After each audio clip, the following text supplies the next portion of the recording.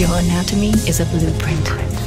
You are an architect. Beneath your skin lie the plans for your fastest, strongest, most powerful self. If you can learn the structure of your skeleton, the makeup of your muscle, and the mechanics of movement, you can create your best possible body.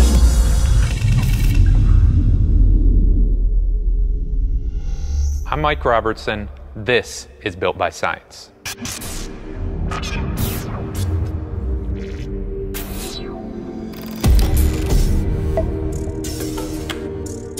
Men and women alike want to build an aesthetically appealing set of shoulders. Whether you call them cannonball delts, boulder shoulders, or mushroom caps, at the end of the day, if you want to build a great set of shoulders, you got to keep them injury-free and healthy as well. And in my field, one of the worst injuries that you can have is a shoulder injury because it's going to keep you from doing so many of your favorite lifts in the gym. In this episode, we're not only going to cover the muscular anatomy, the bones and the joints, the movements, and the key exercises that you're going to follow, but we're also going to show you guys some key things that are going to help keep your shoulders healthy and moving the way that you want for a lifetime. With us here today is WBFF Fitness Pro Jen Jewell. She's got a great looking physique, a great looking set of shoulders, and she's going to help both you and I better understand the anatomy and function of your shoulders.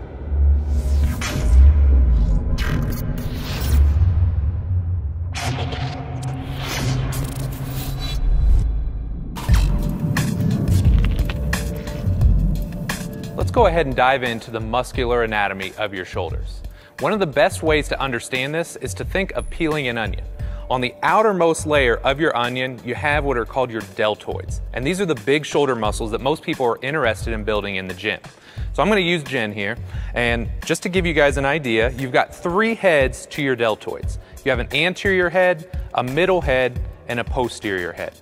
So the anterior head runs from your clavicle or your collarbone, comes down and across and ends up on your humerus or your arm bone. So it starts at the top or front of your clavicle, comes down and across. The second is what's called your middle deltoid. So I'm gonna have Jen just give me a little quarter turn here. And if you can imagine, this actually runs from the top of your scapula or your acromion process of your scapula, comes down, and it also attaches on the outer portion of your arm. Last but not least, you have what's called your posterior deltoid, and I'll show this on Jen's opposite side here. But if you can imagine on the back side of her scapula, it's her scapular spine, or that ridge on your shoulder blade, that's where your posterior delt starts. And it comes down and across, and it also ends up on your humerus or upper arm bone. Now that we've covered your deltoids, I want you to imagine having that onion, right? The deltoids are the outside portion of your onion. And if you peel away that top layer, underneath, you're left with a deep layer. And that's what's essentially called your rotator cuff, or your rotary cuff if you're from Indiana like I am. When you're talking about your rotator cuff, there's 4 muscles that I want you guys to envision. And it's gonna be kind of hard to see on Jen because they are deep to your deltoids, but I'm gonna point them out to you anyways. Your rotator cuff is comprised of your infraspinatus, right? And that's a big muscle that spans the outside portion of your scapula. Underneath your infraspinatus, you have a smaller muscle called your teres minor. The next muscle we're going to talk about is called your supraspinatus, and it runs from the top of your scapula, comes down, and it attaches to the inside of your humerus or your arm bone. Last but not least, if you can imagine looking straight through Jen and seeing the front side of her shoulder blade, you've got another big muscle there called your subscapularis. So the way I remember the rotator cuff muscles are the acronym SITS. Supraspinatus, infraspinatus, teres minor, subscapularis. Remember, we've covered 2 major muscle groups, the deltoids and the rotator cuff. Now that you have a better understanding of the actual muscles, let's take a look at the bones and joints involved in creating those movements around your shoulder.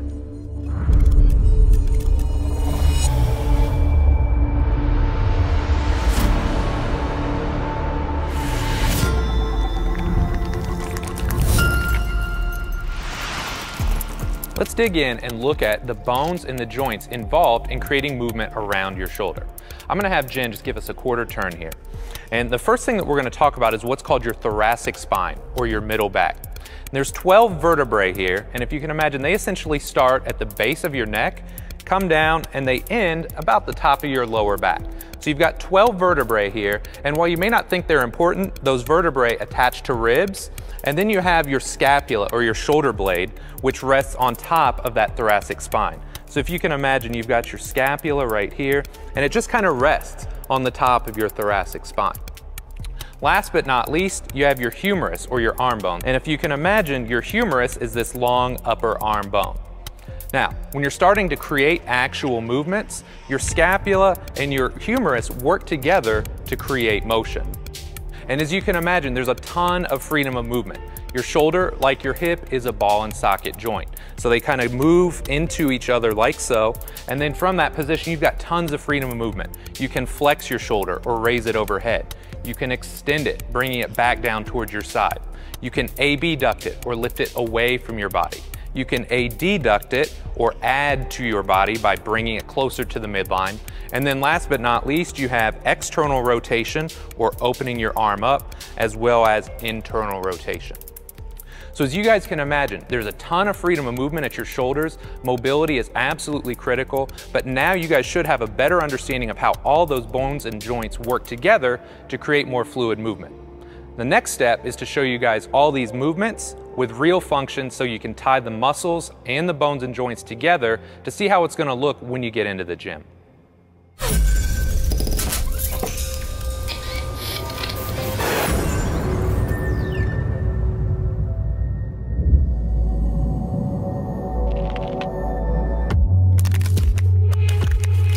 Now that you have a better idea of how your scapula or shoulder blade and your humerus, or that glenohumeral joint, work together to create motion, let's take a look at the individual muscles and the functions that they can do for you. When we're starting off here, we're going to start with your anterior deltoid. And as you recall, it starts on the outer portion of your clavicle, comes down, attaches to your humerus, so it spans that glenohumeral or shoulder joint. So when you're in the gym, you're probably used to doing or seeing people do a front raise. So that's where you're really going to bring out your anterior delt. It's not just your anterior delt though, it's also the clavicular portion of your pecs. So these two muscles are working together to create shoulder flexion. Now it only makes sense if you got your anterior delt and it creates shoulder flexion, your posterior delt or the back side of that muscle is going to do the opposite. It's going to create shoulder extension. Last but not least, you've got your middle delt, and it runs from the top of your scapula, comes down, and it attaches to your humerus. And if you've ever done a side lateral or something like that in the gym, that's where you're gonna see that middle delt being isolated. Now keep in mind, we've covered some isolated movements, but anytime you take your arms overhead, as you would in a seated military or any kind of overhead press, you're gonna be using all three of your deltoid heads synergistically to create that movement. Now that we've covered the deltoids, let's take a look at the individual functions of the rotator cuff. Now, one thing I want you guys to understand, a lot of times when we're talking about the rotator cuff, people want to talk about internal and external rotation. So when we're talking about the shoulder, you've got internal rotation and you have external rotation. Now, that's not to be confused with, if I bend Jen's elbow just a little bit here, you can actually pronate and supinate your hand as well without necessarily rotating your shoulder. So keep in mind, when you've got the arm straight and you're moving from the shoulder, that's where we're talking about internal and external rotation. So with that being said, you've got your subscapularis, and then that's that muscle that starts on the inside of your shoulder blade. It's responsible for internally rotating your shoulder or turning it inwards on a long axis. So if you've got your subscap internally rotating, you gotta have something on the back side that externally rotates. So I'm gonna have Jen spin around here. And if you can imagine on the back side, you've got your infraspinatus and you have your teres minor. So if she's internally rotated and I externally rotate her shoulder, that's where you're gonna turn on and engage your infraspinatus and your teres minor. Now, last but not least, if we're talking about abduction of the shoulder, you remember you've got your supraspinatus and it kind of runs along the top of your scapula or your shoulder blade. It's there to abduct or lift your arm away from your side. And a lot of times, if you read the research, and I'm a geek, I read research, it'll tell you that supraspinatus is responsible for about the first 30 degrees of abduction. Now, we've gotten kind of geeky and we've talked about internal rotation, external rotation, abduction. That's all fine and dandy. But when we talk about your rotator cuff, arguably the truest role is to create stability throughout your shoulder joint. So if I just had Jen's arm hanging out here and I pull on her arm a little bit, her rotator cuff works almost like a tractor beam. It's pulling her shoulder back into the socket. So you guys think about when you do a dumbbell row or when you do a chin up and you get long through your arm, your rotator cuff is naturally turning on to create stability throughout your shoulder joint. So while you can do all kinds of isolated movements, if your shoulder and your rotator cuff are doing what they're supposed to, it's not gonna take a lot of necessary isolated training to get the kind of result that you're looking for.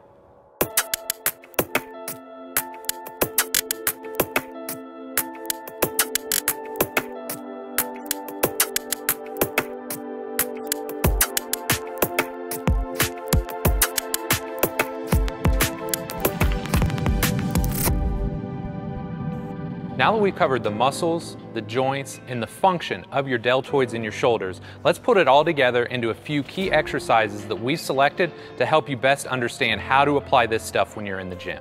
Now keep in mind, this is simply for demonstration purposes. Jen's gonna make it look easy, and we couldn't get the 100-pound dumbbells in here for the overhead presses. But overhead pressing is a fantastic exercise. It's really gonna help you build all of those deltoid heads, so that's gonna be the first exercise that we demonstrate here today. Okay, I'm gonna go ahead and have Jen pick up the dumbbells, and one of the things that's most important when you're overhead pressing is a good setup. A lot of times I'll cue my clients and athletes to go with their feet about hip shoulder width apart, get their abs nice and tight, and their butt nice and tight. When they do this, they've got a really solid foundation, which is not only gonna help them move more weight, but it's also gonna help them keep their lower back healthy as well. So Jen's gonna go ahead and bring the dumbbells up to her shoulders, abs tight, butt tight, and then from this position, she's just gonna push straight up overhead. Now, it looks pretty simple, but the devil is really in the details. Keep the abs tight and the butt tight throughout, nice controlled motion throughout, and if for any reason you do have shoulder issues and overhead pressing gives you, some shoulder pain, what I would suggest doing is turning your thumbs or your palms towards you, going to a more neutral grip.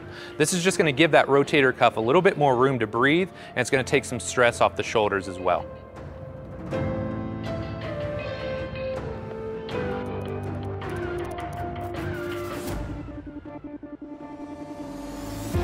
When you're overhead pressing, don't forget you're literally using all three heads of your deltoids to create the movement. The posterior delt, the middle delt, and finally the anterior deltoid. Now, you'll probably see lots of people banging away with tons of isolation exercises at the gym. Trust me, I get it, I love those exercises too. But if you want to maximize the growth and development of your deltoids, you got to make sure you're throwing a big compound overhead press in your lift. Last but not least, when people go overhead, some people have a tendency to have pain, dysfunction, or they just don't move particularly well into that range of motion. If that's the case, make sure you're getting that checked out, make sure your mobility and your overhead range of motion is there before you go full steam ahead with your overhead pressing.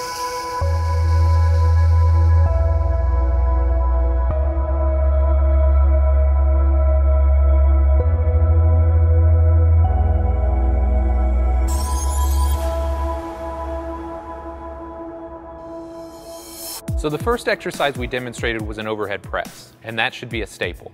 But the second exercise and final exercise that we're going to demonstrate here today is a bent over lateral raise. And I really like this because it helps isolate the posterior deltoid, or the back of the shoulder.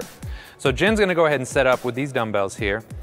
And what I like to cue my clients to do is soft knees and hips back, like you would in a Romanian deadlift or straight leg deadlift. And from this position, she's simply going to lift the arms up and out to the side, and that's where you're gonna hit that posterior deltoid, right? And you can see she's got great control here. Too often, when people do this exercise, they use way too much weight, and it's just all momentum. So she's doing a great job of holding that top, holding that peak contraction, and then relaxing as she goes back down. So these muscles are typically pretty weak. Don't worry about going super heavy when you're in the gym. Go lighter, do it right, and you're gonna get way more out of the exercise. Now keep in mind, we've only highlighted 2 shoulder exercises in this episode. If you want to see all the exercises we've selected, make sure to download the full 6-week Built by Science program. In this video, we've covered the muscles, the joints, the function, and some key exercises for your shoulders. But if I can give you guys one takeaway point, it's awesome to have a great looking set of shoulders that would be really strong through your shoulder joints.